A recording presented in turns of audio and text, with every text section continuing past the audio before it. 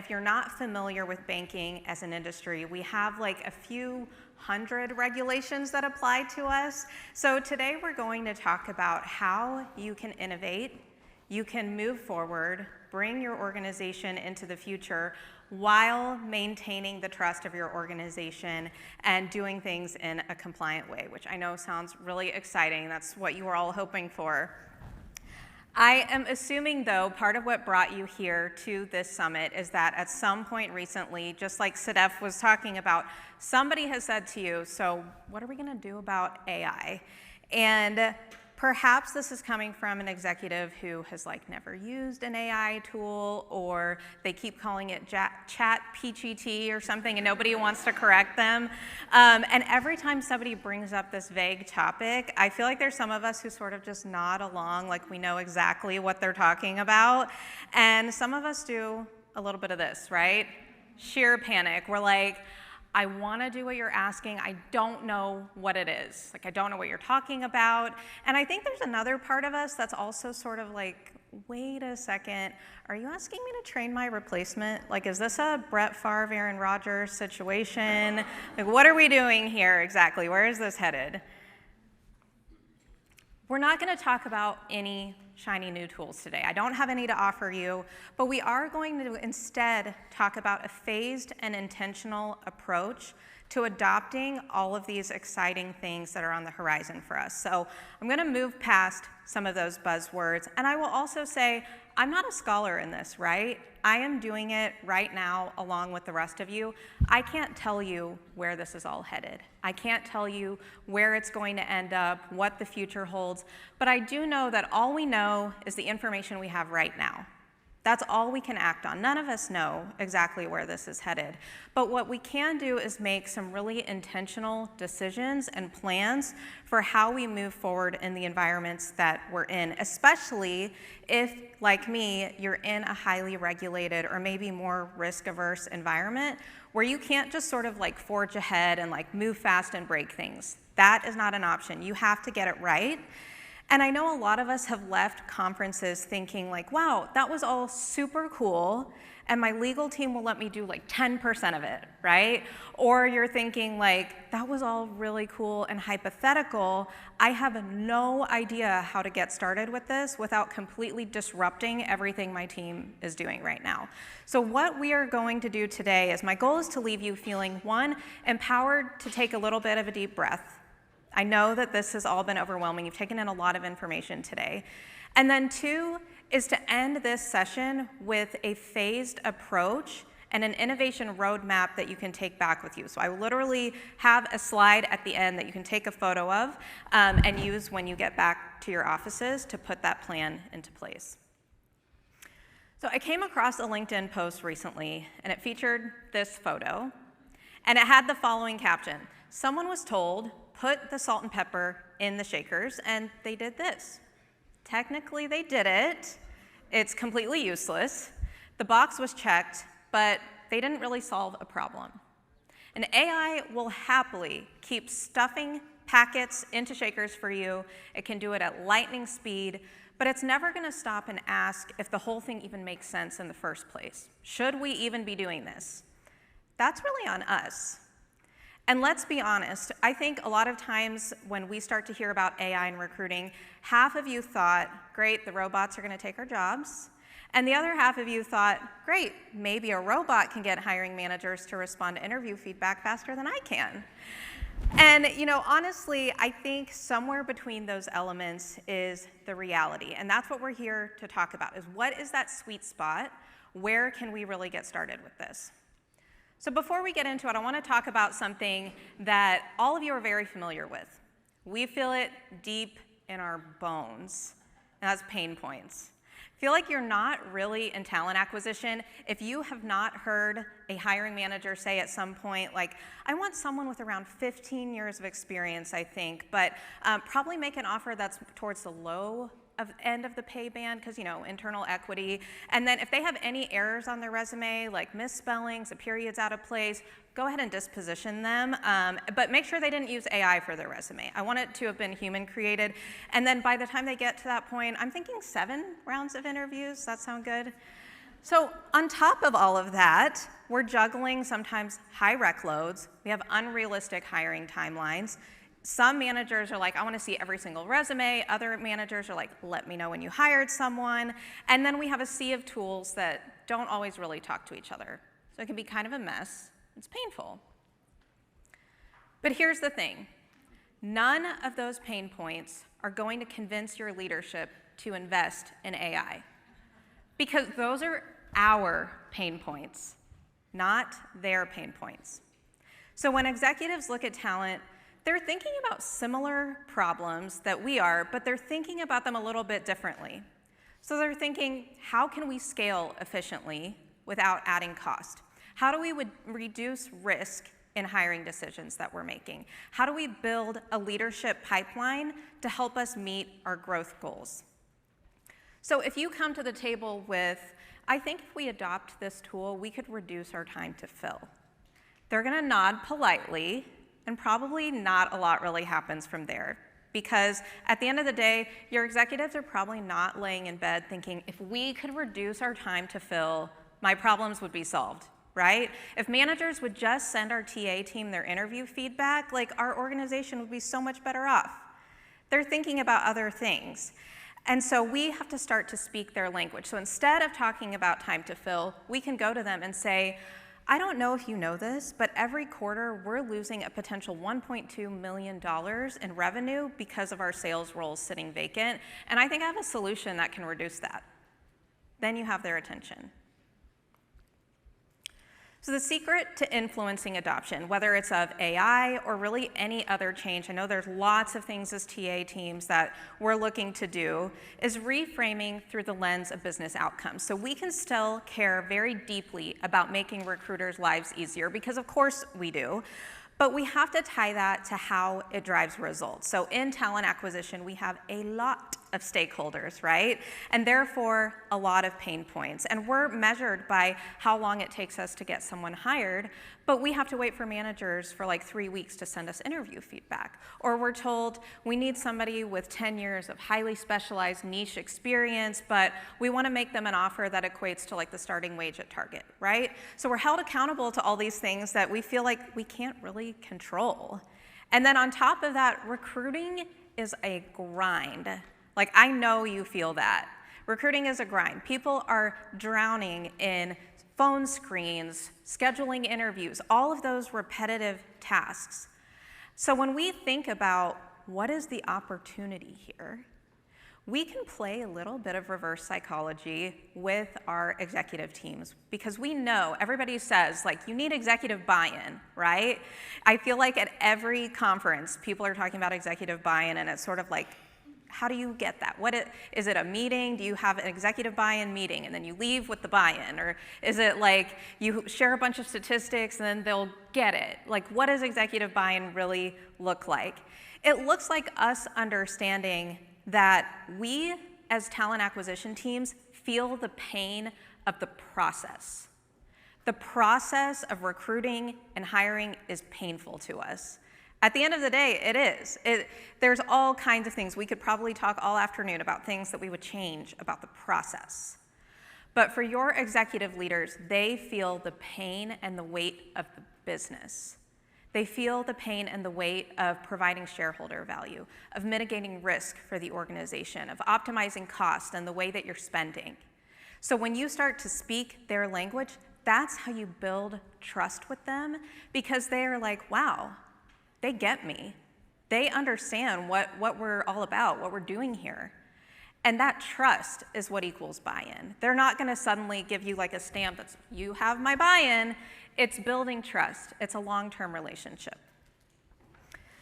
AI also presents an opportunity to build trust in a way that our current processes just typically fall short in. We know automated disposition emails are not necessarily the way to go, right? Or giving people generic interview feedback is not like a best practice, but sometimes it feels like the only option. Gartner projects that by 2026, 75% of organizations will be using some kind of AI-powered hiring platform. I know that can mean different things to different organizations and different tools, but in general, I think it's safe to say that one, 2026 is soon, and two, AI use in hiring is growing rapidly. However, candidates like us use AI in their personal lives all the time, but when it comes to AI being part of the hiring process, they get a little more skeptical. And I know we've talked about this today. Only 37% of job seekers really trust AI to identify qualified applicants, and almost 80% want to know how it's used up front. What an opportunity for your employer brand. You don't have to necessarily focus on redesigning a career site or launching a new social campaign. All you have to do is be upfront about that process, how you're using technology, how the decision is being made. Because people want to know, like, did you actually look at my resume?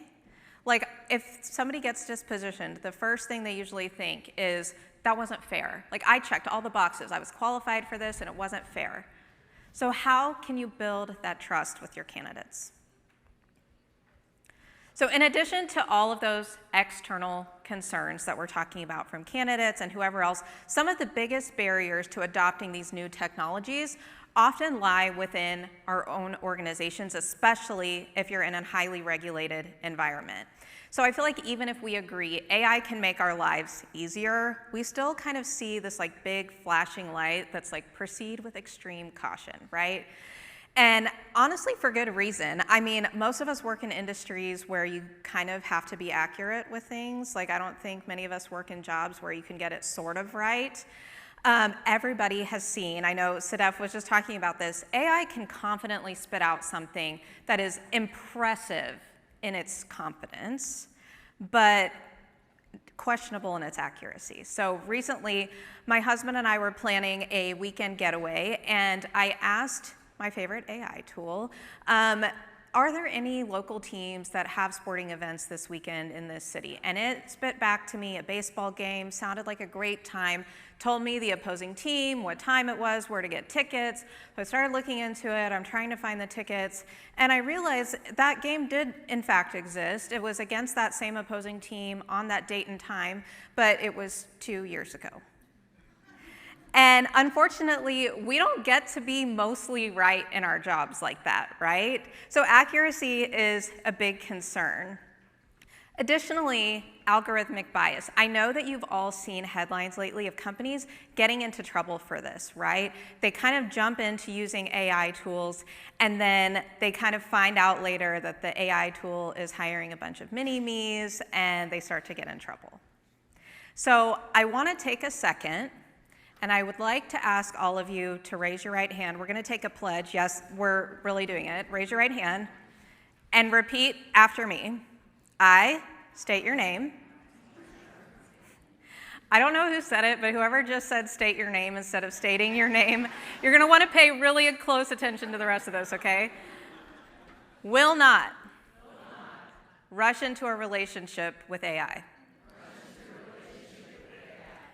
Thank you, you did it. Because I know some of you are people who rush into things and just kind of dive in with both feet, like relationships, streaming services, you know who you are, and I'm not judging you because I'm right there with you. Amazon one-click ordering was made for me. Like I am guilty of this too. But taking a pause and really vetting the tools that you're looking at for have they been tested for bias? Because algorithms are not people, right? We've talked about this, but they do learn from people. They learn from us. So anything that's already embedded in the way that you make decisions in your organization, the data that it's using, it's going to learn from that and replicate it. So we don't want to be amplifying problems that already exist. And then there's data privacy. I am not typically an oversharer, but I will tell you ChatGPT is like my best friend. Like I feel like I can tell it anything. It feels like a one-to-one conversation just between me and ChatGPT. But the reality is that when it comes to work, we know that we are all subject to a lot of document retention policies. We do things that are legally discoverable. So your legal team's nightmare is having hiring managers talking to an AI bot and being like, how do I tell this candidate they didn't get the job because they smell bad? Everybody thinks they smell bad. What do we say? Like that is somebody's nightmare, right? And then there's candidate trust, which we've talked about. We have to safeguard that employer brand. Regulatory unknowns. This one is wild. Like when you're working in a highly regulated industry, like I'm in banking, and everybody's talking about using all of these tools that have like no real regulations around them yet, or like every state has different ones. I feel like my legal team starts like vibrating the second we even start talking about it. It's like everybody slow down. We have to have a really good pulse on that. And then job security. We hear everything from like AI is going to take our jobs, AI is going to be my personal assistant, all of the things. And I think the reality is that it's somewhere in between, right? We've talked about this today. AI is not necessarily replacing recruiters. It's replacing tasks so that we can free up recruiters to do what they do best, which is recruit. We didn't hire them to schedule interviews or to type out a bunch of notes, right? So we're freeing them up to add value. So let's talk about something that I feel like doesn't get said enough when people start talking about AI. At least for right now, it is not the runaway train that it feels like, okay? You get to decide how far you want to go in your organization. So on one end, you've got full manual recruiting. So that's like spreadsheets, a lot of caffeine, you're copy and pasting job descriptions into things. And then on the other side is full automation. A bot is screening, scheduling, maybe even charming your candidates for you. But most of us don't really need that level of automation or really want it. So my recommendation is to aim for a sweet spot, which is augmentation. So that's where AI is taking a lot of the admin work off of our plate so we can do what adds value. So the goal isn't to go as far as we can with automation and like run to the end of our leash. It's to go as far as we should. And it's important to start with that end in mind. Where is this headed? And this is different for different organizations. So an open-ended, like we're gonna start using AI, starts to set off alarms. From the beginning, you have to understand your organization's appetite for risk, for automation. How does your organization build relationships? How does the organization operate outside of recruiting, like with clients, with end users? How are those people interacting with the business? You don't want to be doing something that's completely not aligned with that. So we're going to break this in to 4 phases where you can gradually pick up the pace, whatever that means for you, and hopefully start to breathe a little sigh of relief. So phase 1 is all about building comfort. This is like our AI training wheels phase.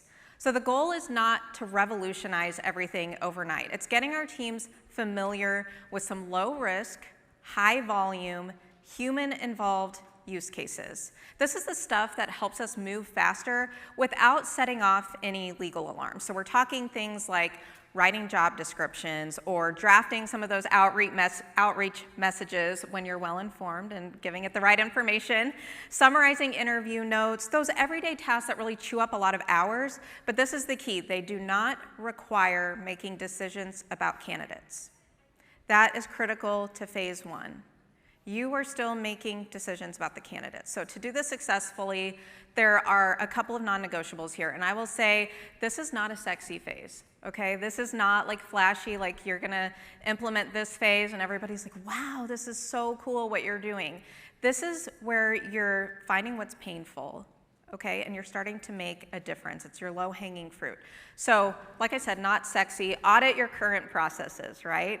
So you're gonna be looking for what are those bottlenecks in your recruiting workflow. Like for my organization, up front, I will tell you interview scheduling is a big one. That is like a huge time suck for my team. We all have those things that just kind of eat away at us and the team just wishes they would go away.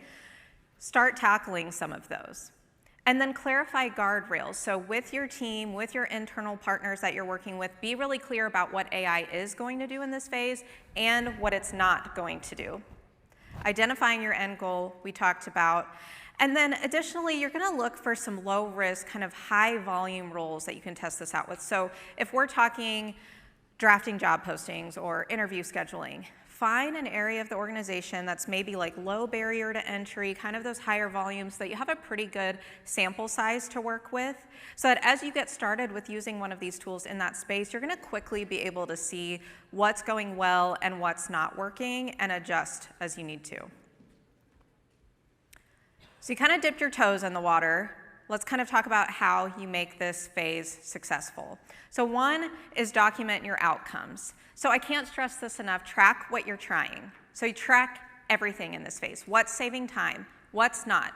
Keep screenshots, time comparisons, keep emails from managers, from your recruiters, keep all of it. Because this is your evidence when you get asked the inevitable question of what's the ROI. This is even anecdotal data that can help you turn your story from we're experimenting with AI to we're actually making an impact. And then keeping humans in the process. So again, making sure that humans are still making the decisions. And in this phase, it can be very tempting to think that a task feels safe to completely automate, like interview scheduling. And I urge you to resist the urge to do that. So all of us, we were just talking about with the you go too fast into things, this is for you, that you're gonna let it start scheduling things, but your team needs to validate it still. Because this is where you could break trust really easily of like an interview scheduling tool just goes completely rogue and it's like making up like meeting rooms that don't exist or something, or mixing up hiring managers' names and you don't find out until later. And then months later, somebody's like, whatever happened with that pilot that you guys were doing? And you're like, oh, we're not talking about that. You wanna document so that you can move quickly and figure out what's working and what's not. And then don't overpromise. This is another big one, is AI can do a lot of really incredible things. It cannot fix broken processes. So we all know we have some bad hiring habits in our organization. We know who the frequent offenders are, we know where it sits. And then additionally, there are times when maybe recruiters even, like we don't have clear expectations of how they're using the tools or when to document things and stuff. This is not meant to fix that. We still have to address all of those things. So we don't want to position any of these tools that we're using as like a magic bullet that's gonna fix all of it, because people are gonna be let down, right? So you don't wanna overpromise. On all of these slides too, I'm going to talk about this measurement section. I'm not going to detail that as I'm speaking, but feel free to jot any of those down too. But these are just some recommendations of how you would measure each of these phases. So you made it through phase one. People are getting a little bit more comfortable. No one has like accidentally deleted everything in your ATS. Nobody has shut you down, right? Things are going relatively well. So you're gonna move into phase two. This is all about moving from those one-off tools, those quick wins that we were just talking about, to a more integrated, policy-aligned approach that actually drives results for your organization. So this is where you stop asking like, where does AI fit into like writing job descriptions? And you're more so talking about where does it fit into this area of the business. So think of these as like sandbox projects, controlled pilots. So now, before you were piloting a tool, this time you're looking at a job family. Look at a certain area of the organization and say, we're gonna lean harder into this in a more strategic way just for this area of the business. So we're gonna add a little more into it. We're going to take some more risks, but we're doing it in a measurable and controlled way. We've worked with our internal partners, we've done all of our research. I'll talk more about what that looks like. And hopefully you're working with an executive in that area of the business that understands the purpose of a pilot, because this is gonna feel kind of uncertain and unknown at this point. And then train your team to use these tools responsibly. So not just how to use the tools, but when not to. So for example, can I use the tool to summarize screening notes? Absolutely. Can I have the tool automatically send the screening notes to the hiring manager recommending who they should interview? Pause, not yet. We're not there yet, right? So those are the types of nuances that you are going to really need to help your team work through and understand. And then additionally, I think you'll need to be able to iterate quickly.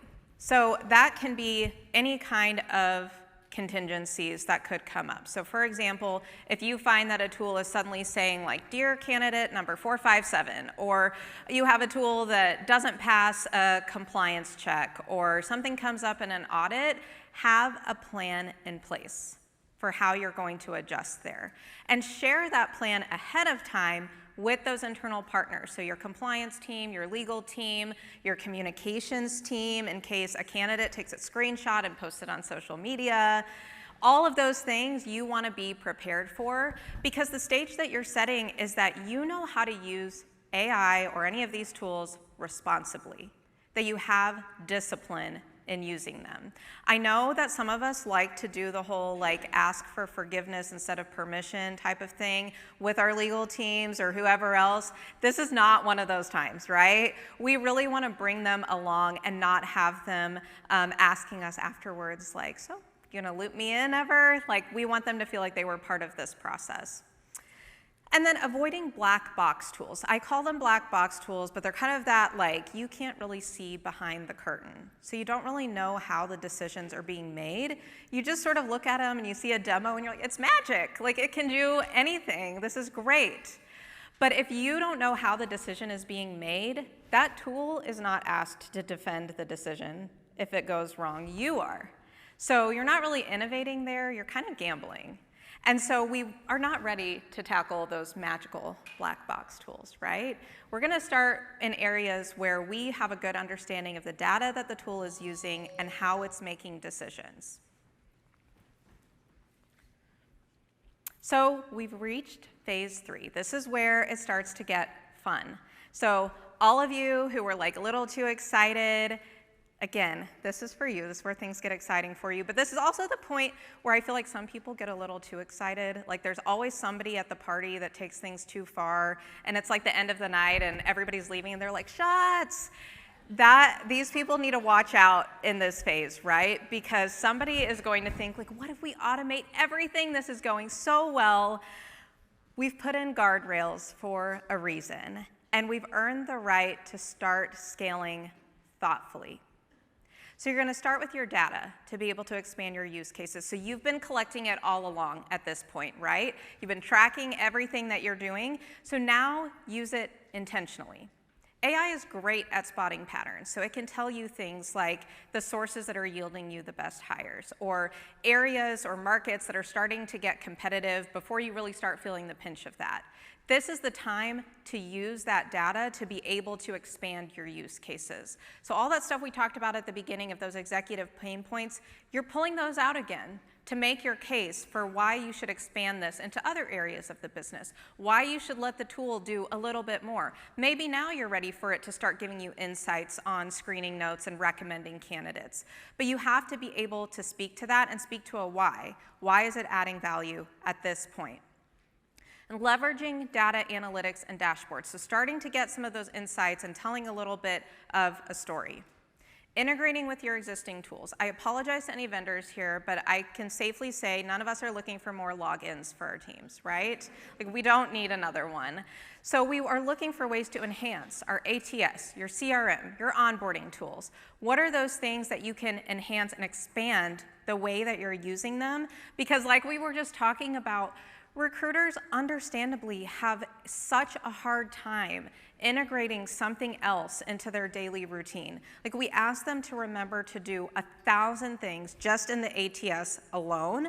And so when you start to talk about all this stuff, their eyes kind of glaze over like, cool, let me know when you worked out all the kinks and like we see that's working. And so we want to do this in a way that feels seamless and not so scary to them. And then a training schedule, that's a really important one, and I think it's something that gets overlooked. Is like with any new technology we introduce to our teams, we launch it and like we do a bunch of training at the beginning, and then it's like sayonara, good luck with it. And then when nobody's using it, we're like, you guys, you're not using the tool that we trained you on.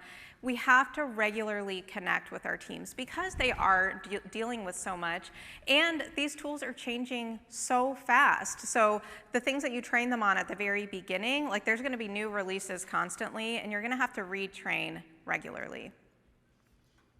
So this is where the real discipline kicks in, and there are key ways to build that discipline. First is building some internal AI literacy. So your team should know at least enough to be dangerous. Not too dangerous, because we've talked about that, but enough to kind of know what they're doing with these tools and be able to speak to it.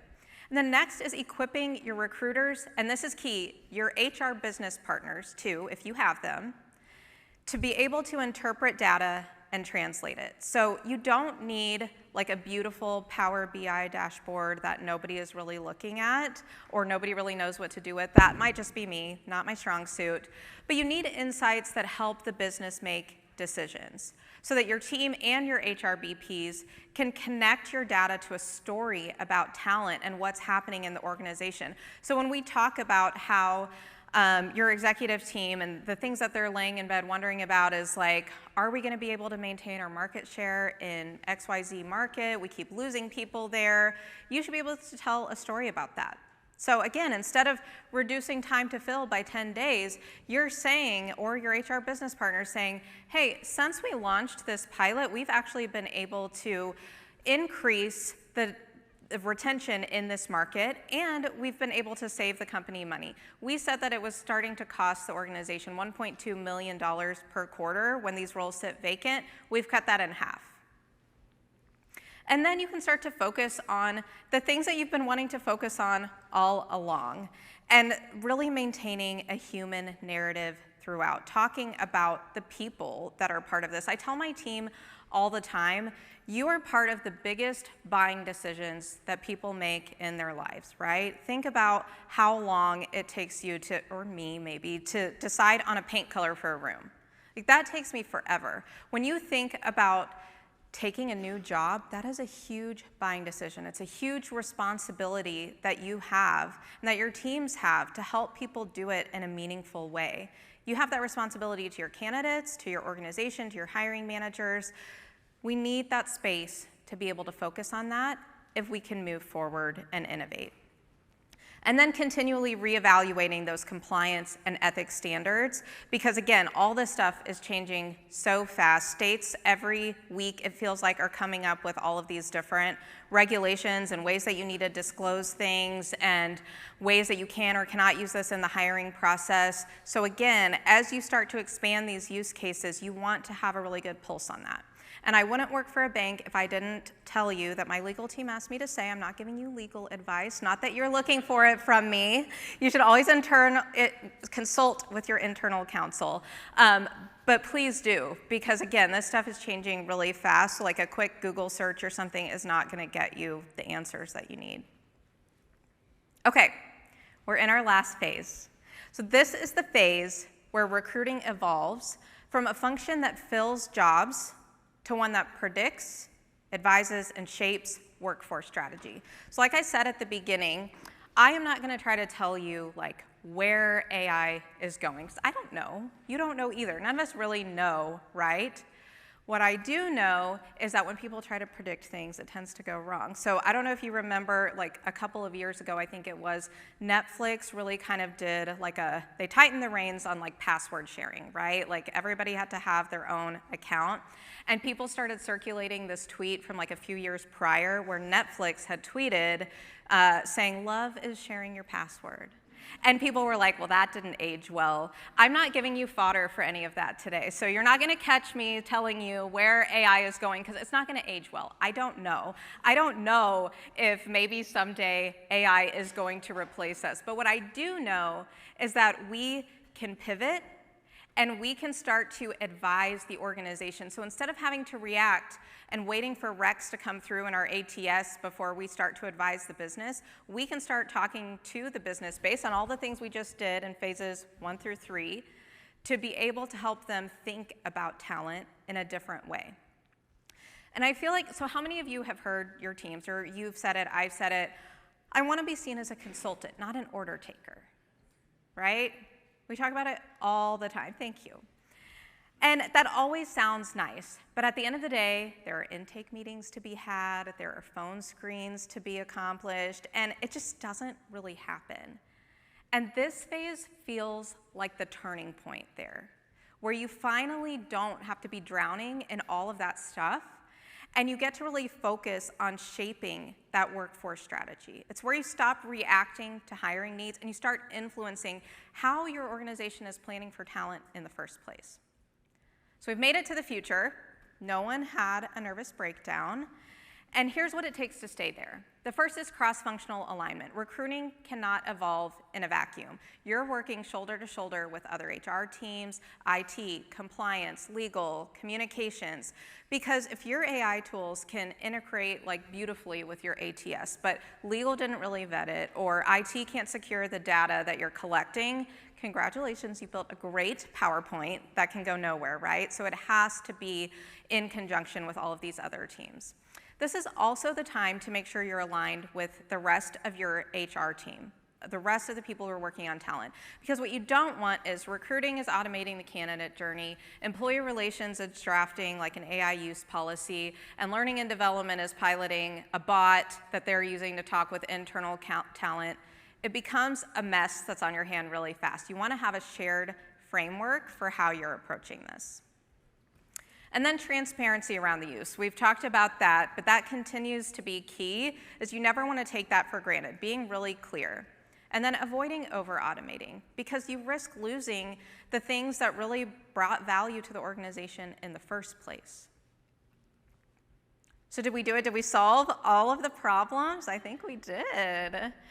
We talked about executive pain points and why that matters in this process, why we need to understand them, and why we need to think about how to solve for them. We definitely know our own pain points, and we found opportunity in the middle to address both in meaningful ways and in calculated ways. So let's recap what we planned out. We know that because we can doesn't mean that we should. Some parts of recruiting really need that human spark, and that remains the case. So the key here is balance. It's using technology to elevate your team, to let them become those consultants and not order takers. And we can't wait for someone to hand us like a perfect AI framework, because like we talked about, this is all changing so fast. If you take 6 months to build your plan, it's obsolete by the time you even got it approved, right? So we have to be able to move somewhat quickly and show that we can experiment responsibly, and we can learn quickly and communicate openly. So this is the slide to take a picture of. This is the roadmap that I promised. This is not about robots taking our job. Like I said, I don't know, maybe they will. I'm not gonna lie to you, but it's about evolving better than the robots do. The future of talent acquisition does not have to be less human. We have an opportunity for it to be more human. So when we automate the noise in our process, we make a lot more room for the things that actually matter. So no, AI is not coming for our jobs, at least right now, but it might finally take the report that you've been putting off since 2021, and I call that progress. Thank you.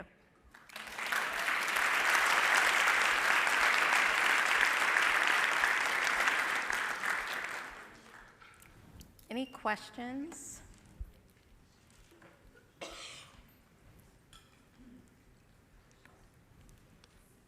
All right, I think that was amazing. There've got to be some questions. It's okay if there's not. Well, no, I mean, I wanted to, you know, I liked your Back to the Future reference that you made about not being able to predict the future, but only able to prevent it, right? Is there anybody who had anything that they wanted to add to the conversation? Well, then, oh, microphone right behind you. I'm just curious, what tools have you had the most success with, AI-enabled tools? Yeah, so we use Workday as our ATS, and right now we are going through this phased approach as we speak, and so we are really looking at what tools do our existing vendors have in their roadmaps that we can start to build the case for adopting. So things like interview scheduling, things like summarizing notes, even making candidate recommendations, we are looking at how do we do that through our existing tools, because we know that our organization already has the risk appetite for those tools, already has that trust. So we're not currently looking at introducing anything new.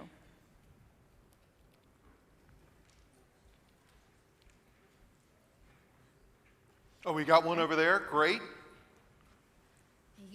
You mentioned the use of phone screens. What have you done to test out the phone screens to make sure it's eliminating bias? Like, what kind of prompts are you putting in to make sure they're compliant and not revealing information?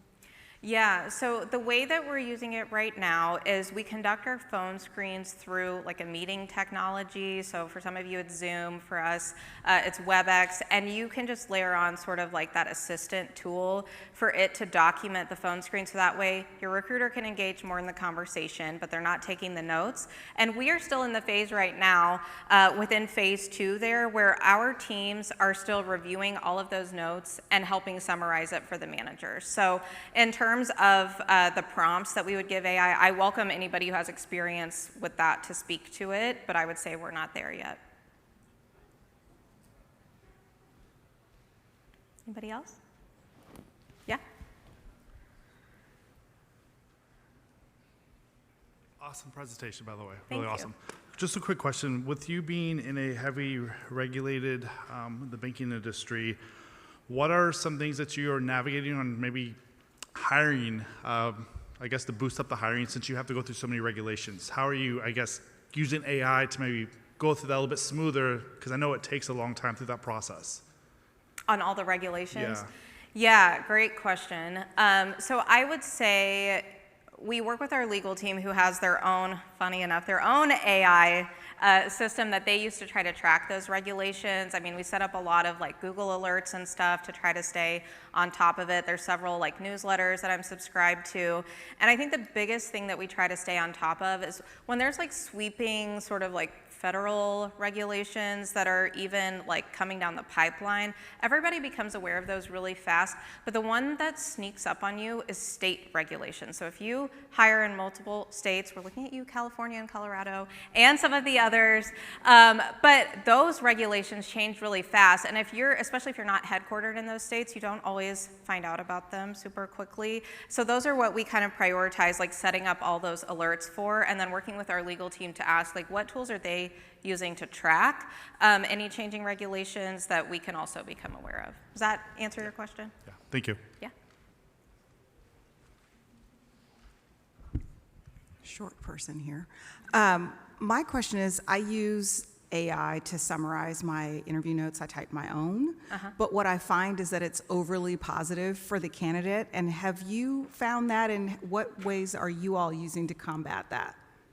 Yeah, so because we are in that phase where I am still requiring our team to really vet those notes, that's exactly the type of thing that we want to avoid. And I think a lot of the training for teams needs to be focused on how do you train the AI, so like kind of a training the trainer. And so that's part of why we haven't started to do that yet, is because I don't feel like our tools are really ready for it. So our team's welcome to use it to help summarize for that, but then they still have to take the time to pull out those insights because it can be like overly positive. So I'm confident there's probably a lot of technology that's already there, but not in our toolbox yet. Well, let's give it up one more time.